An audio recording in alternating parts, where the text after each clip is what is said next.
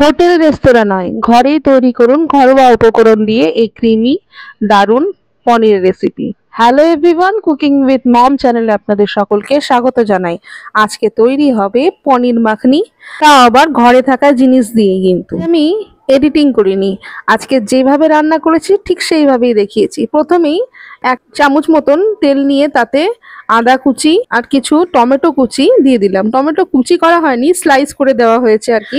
মোটামুটি একটা মাঝারি সাইজের টমেটো আর মোটামুটি 1 ইঞ্চি মতন আদা, আর সাথে 5-6টা কাজু বাদাম আর সেরকম পরিমাণেরই কিশমিশ দিয়ে খানিকক্ষণ এটা ভেজে নিতে হবে। ভাজার সুবিধার্থে 1/2 চামচ পরিমাণ লবণও এতে অ্যাড করে দেওয়া হলো। এবার সমস্ত দিয়ে ভালো করে ভেজে নিতে হবে। মিনিট 2 নাড়াচাড়া করলেই মোটামুটি ভাজাটা হয়ে যাবে। এরপরে টমেটো কিছুটা নরম হয়ে গেলে এর মধ্যে 1/2 কাপ পরিমাণ জল অ্যাড করে দিতে হবে।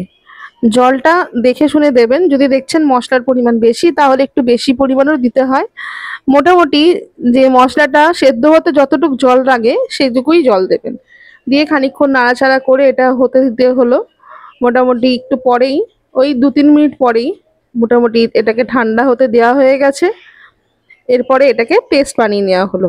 এরপরে চলে আসি নেক্সট পর্যায়ে।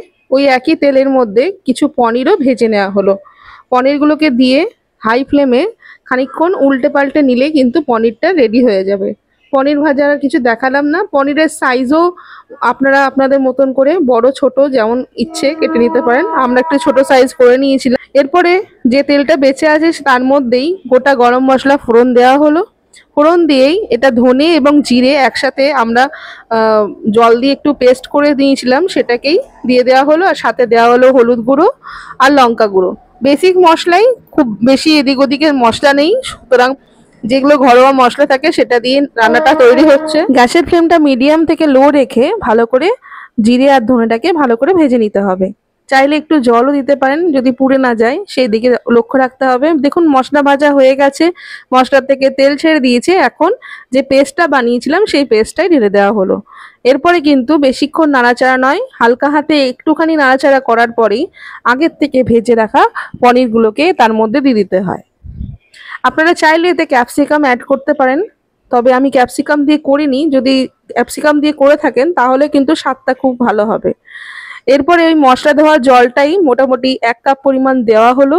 দিয়ে খানিকক্ষণ নাড়াচাড়া করে নিয়ে এটাকে হতে দিতে হবে।